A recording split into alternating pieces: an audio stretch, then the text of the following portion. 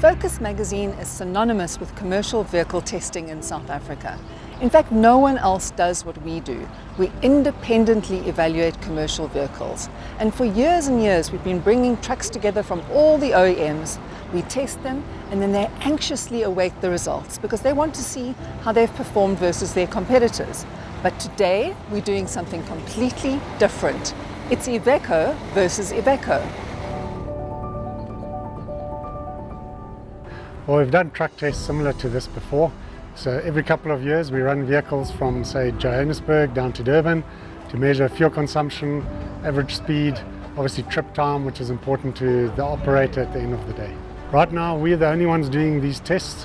So Truck Science together with Focus magazine run these tests every couple of years to give the industry some benchmarks on fuel consumption, productivity and general performance of the vehicles.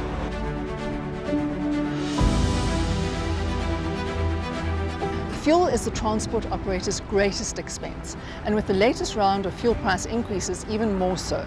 So that's obviously something we're going to be watching very closely during this test. We've refueled both vehicles with 100 litres of fuel, which is the maximum capacity, and now we'll keep an eye on their fuel consumption. We're expecting anything from about 13 to maybe 17 litres per 100 kilometres.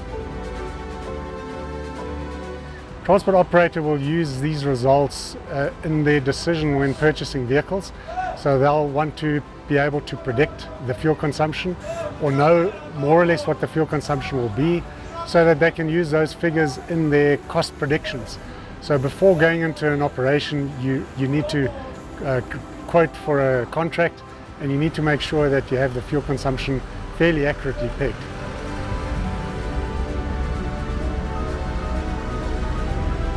But if these vehicles have been launched internationally, surely overseas data pertaining to aspects such as fuel consumption is readily available. Conditions overseas are obviously slightly different to here in South Africa. The route topography will be not as hilly as what we have here in South Africa, and also the weights that we carry here in South Africa are typically slightly higher, especially on the bigger vehicles. On these vehicles, these dailies, the weight is limited by the gross vehicle mass and not necessarily by the regulations. But the fuel consumption in South Africa will typically be slightly higher than the fuel consumption measured in Europe.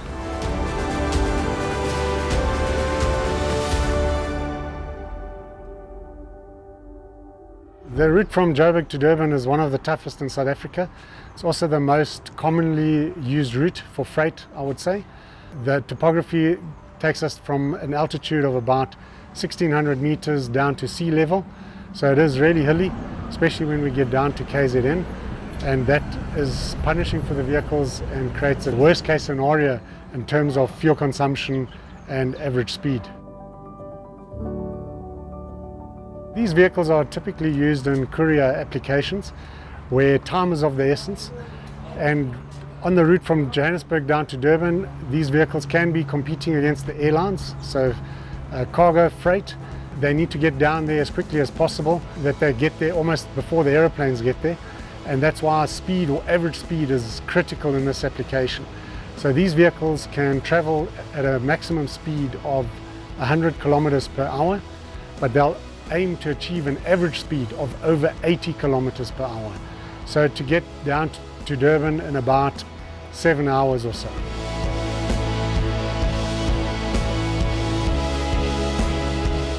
After several hours on the road, we arrived in Harrismith, which gave the driver pairing of father and son, Hein and Dieter Engelbrecht, the chance to compare notes.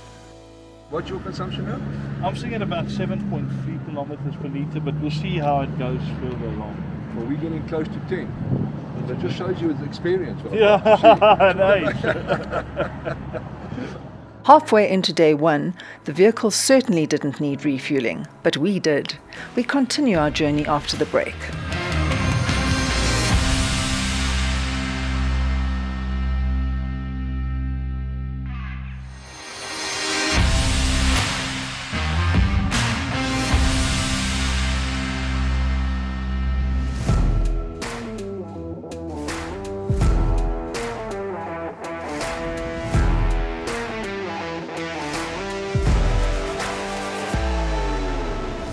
After Harrismith, the topography changes as you pass over the escarpment, making the busy N3 even more challenging.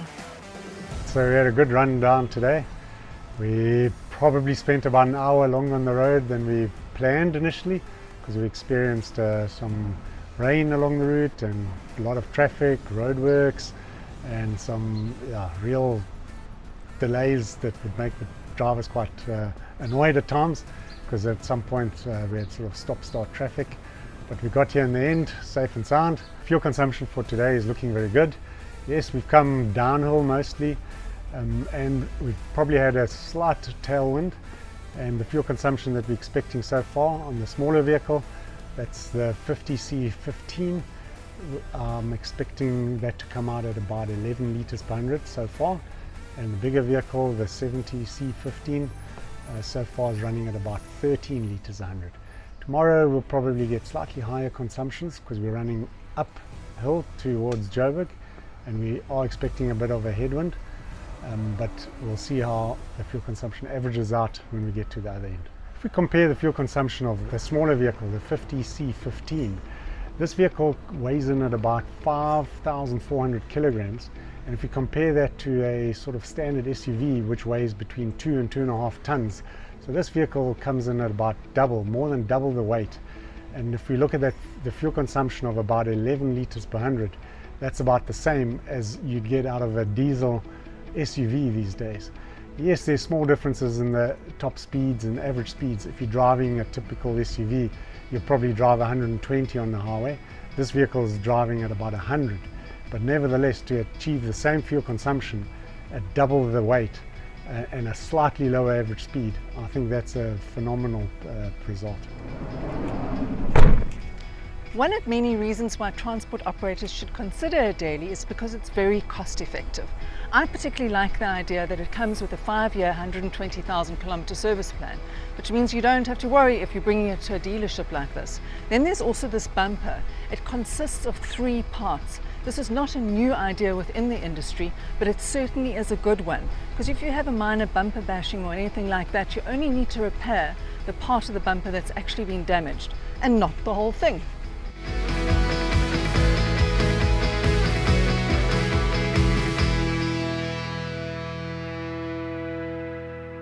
The first of the vehicles that we're testing is this panel van, which has a GVM, a gross vehicle mass of 5.4 tons.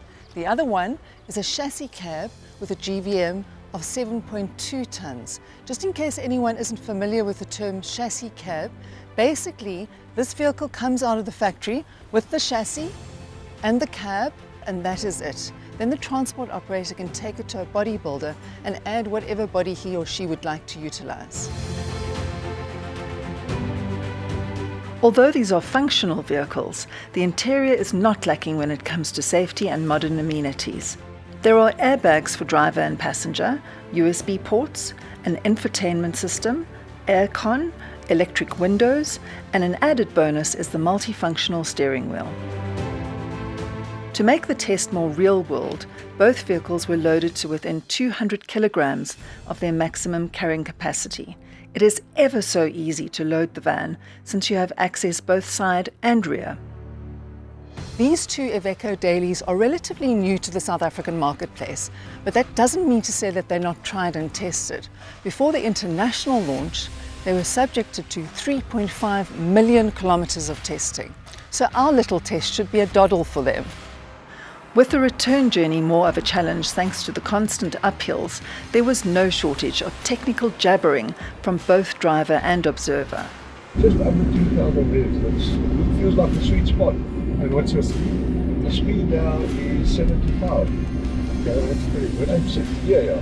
1,100 revs. As long as we don't drop below 1.7, then she's perfect. She's purring like a cat. Okay, so when it drops to 170, you change to lower gear. Then I go down. And how hard do you push up the revs before you change it to a higher gear? I try not to go under 1.7. I try not to go over 2.5. So between 1.7 and 2.5. So that's your sweet spot. That's my sweet spot, right? Yeah. But we can see the fuel consumption. Burring Hill is it's not just for the comrades runners.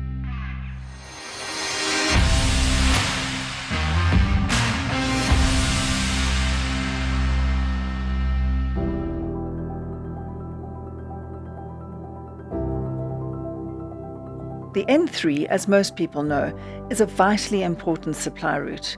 Tens of thousands of trucks and vans use this highway every year, and an average of 58 million tons of freight is carried along this corridor per annum. But we digress. There was also lots of jabbering in the other vehicle too. I'm thoroughly impressed, spending over 900 kilometers driving this vehicle. The way the engine is just so comfortable. I mean, we've loaded with 3.5 tons inside it and we can easily overtake.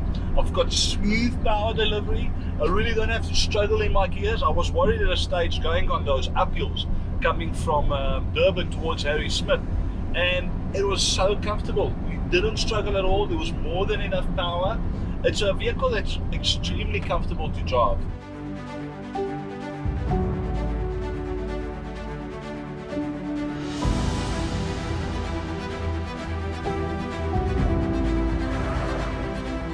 With the most challenging part of the climb to the escarpment a thing of the past, the Free State provided fairly level roads for the last part of the journey. The only stop was at the Sanrail weighbridge to double-check the weights of our vehicles. You can park your front wheels on that first section. You see that first section there?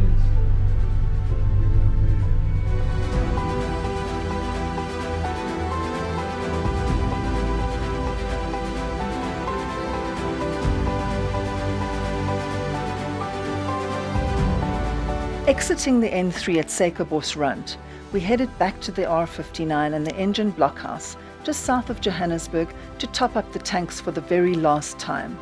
This marked the end of a 1,084-kilometer journey, which took a total of 16.5 hours, including stops.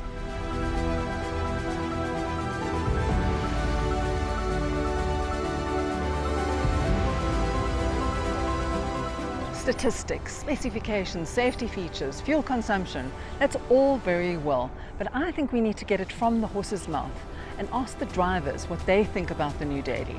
I'm really impressed with the way the vehicle handled. The steering wheel is quite light and easy to maneuver. I don't know what Hein experienced on his one. Well, it's the overall layout of the vehicle. It feels like a double cab bakkie. You're comfortable, you've got everything you need. The air conditioner helps a lot. I know you didn't have aircon, but you know, your age sometimes helps. You've got some advantages. They talk about the noise, vehicle harshness. This thing is so quiet inside, you know. We never had to ask a question again with Martin sitting next to me, and it was just an overall pleasant experience. Real smooth ride. The gearing is absolutely fantastic on the vehicle. We had a couple of times where you had to brake kind of emergency because it is the N3. There are cars pulling out in front of you trying to take those gaps. I'm really enjoying the brakes. The transmission is smooth gear changing for me. I could really move into any gear I wanted to at any stage and move out of the gear without needing to worry about a double clutch, anything like that. It ran like a dream, felt like a car. Well, my advice to any potential buyer is look at the fuel consumption firstly, the layout inside the vehicle, the comfort of the vehicle for the driver. You know, it's governed at 100 kilometers per hour. You've got that feature, you've got cruise control. I don't think there's anything else you could add to the vehicle. It's perfectly positioned in the market to get your goods on time safely to your customer. Okay, so that's it. 2 days of testing done and dusted. The dailies have not put a foot, or should that be tire wrong? But now the million-dollar question is this: what sort of fuel consumption have they recorded? So before the test, we ran some simulations, and I've had a quick look at the actual results just from the Bowser readings and the sort of average speeds that we've run. And the results are probably within sort of 5%, 5 to 10% of the simulated results. And we expect the drivers in a controlled test like this to perform slightly better than the simulation. So we set a slightly conservative benchmark in terms of the simulations to ensure that an average driver can achieve those results in an operation.